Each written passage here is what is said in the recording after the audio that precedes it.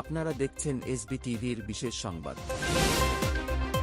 Gazette পাওয়ার পর আওয়ামী লীগের বিষয়ে সিদ্ধান্ত নেবে নির্বাচন কমিশন, প্রধান নির্বাচন কমিশনার এএমএম নাসির উদ্দিন।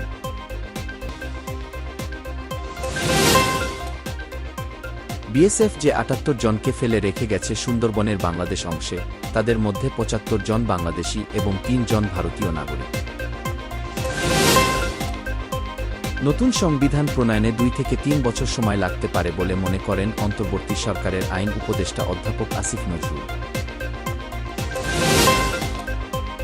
ভূপাতিত বিমানের সংখ্যা জানা নেই ভারতের, কারণ আমাদের কাছে ধ্বংসাবশেষ নেই। নয়াদিল্লি।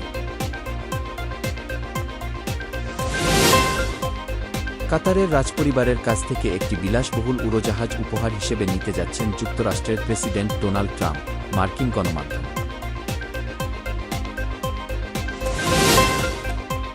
নতুন পোপ লিও চতুর্দশ তার প্রথম ভাষণে ইউক্রেন ও গাজার যুদ্ধ বন্ধের আহ্বান জানান এবং গাজার জনগণের জন্য মানবিক সহায়তার দাবি তোলেন।